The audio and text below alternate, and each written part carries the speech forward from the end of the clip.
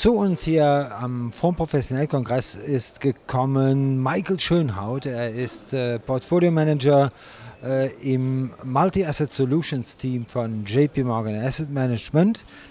Michael, nice to have you here again. Good to be here again. Thank you very much. Being an income manager in those days cannot really be easy, in my view. I imagine. What are the biggest challenges that you are facing today? Yeah, it's definitely a very tough environment for income investors because all of the traditional income investments, cash, government bonds, everything that's low risk isn't delivering the yield that investors need. And so it means that we have to look other places to invest, and having a broad opportunity set, looking around and being flexible, but also thinking importantly about the risk that you're taking is very crucial in today's income environment. On the one hand, you have some clear signals of improvement, I would say, in different economies, especially in the Western countries. On the other hand, we see a slowing growth in China, which will not stay without influence on neighbor countries or even the so-called developed markets. You being responsible for portfolio construction, manager selection and implementation, how can you deal with an environment like this? Well, look, there are always going to be challenging environments, so that's what we need to do is think about how to manage through that. Obviously, the trade war has had a pretty big impact and substantially on China. And so we need to think about where that is moving forward. With the Phase 1 deal that the U.S. and China reached, we think that some of these trade headlines might be a little less driving the markets through the election in the U.S. this November. And so that gives us a little bit of a reprieve to focus on a little bit of the improving growth story that we're seeing in the U.S. and other parts of the world. So we are a little bit less concerned about recession risk over the next 12 months, as we've seen some of the headwinds from trade, from Brexit, and things along those lines lessen to some degree. And we're seeing that the manufacturing, which was probably the biggest area hit by the trade concerns, perhaps showing a bit of a rebound now, so it makes us a little bit more optimistic going forward. But we have the flexibility to tilt our exposure. So U.S. equity remains an attractive area for us, but we are seeing some opportunities in emerging market equity, which could benefit from an improving growth story if the trade concerns remain somewhat muted.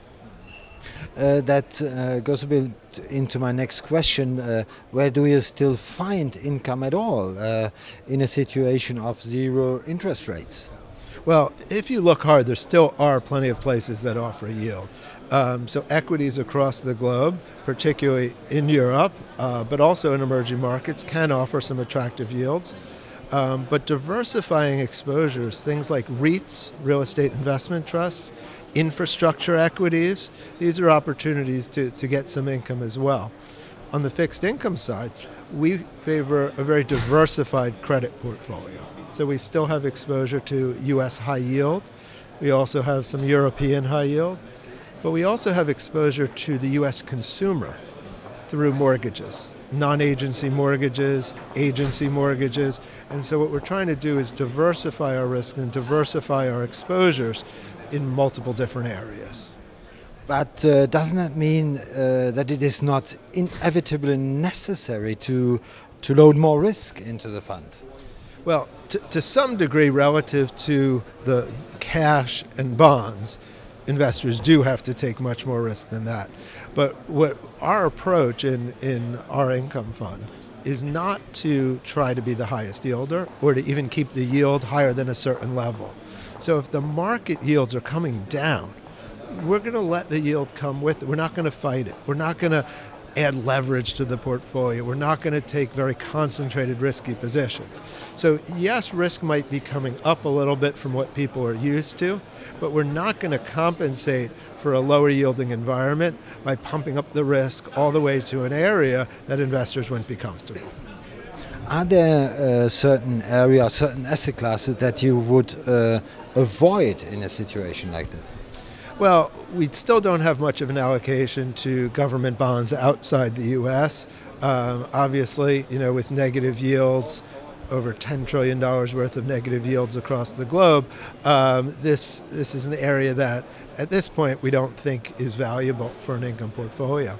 But government bonds, particularly in the U.S., where yields are a little higher, can play a defensive role in a portfolio. So in general, we're avoiding non-U.S. government bonds. And from an equity standpoint, although we still have exposure to Europe, it's not as high as maybe it had been in previous periods. We think that financials and banks in Europe are a critical area, and in this environment with negative interest rates and where the ECB is, we're not quite sure what the catalyst would be for European banks to really move forward dramatically. So we're not avoiding the area, but we're definitely not at some of the higher weights that we've had over the life of the fund.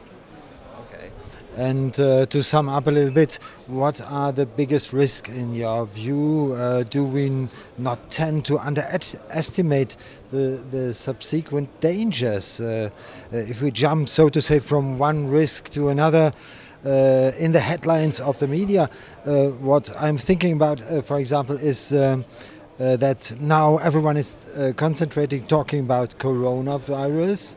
But the Middle East conflict is not, for example, has not really been solved. Yeah. Look, I think that will always be true to some degree, and I think the media is obviously going to focus on kind of the topics of the day. As an investor, I think we have to look through some of that, and we have to think about what are going to be the fundamental drivers. And some of these events like coronavirus, we don't know. It could have an economic impact beyond the people impact that we know it's already having. It may have an economic impact, but it may not. And so as investors, we have to think about not getting caught up in kind of that headline scare, but thinking rationally about what does it mean for investing. Obviously, a lot of geopolitical risks across the globe, but we've had a lot of geopolitical risks over the past few years, whether it be Brexit, trade war, now U.S. impeachment going on as we speak back home. So all of these bring risks and things that we need to factor in, but I don't think it means that we should all just move away from the market and move away from cash. Because 2019 was a pretty good example of a year where there were a lot of risks and ended up being a pretty good year for equities and risk assets. So it's about thinking about your risk levels, being appropriately allocated to capture an environment, but also have the ability to move quickly to protect on the downside if needed. Thank you very much for being with us, Michael. Thanks.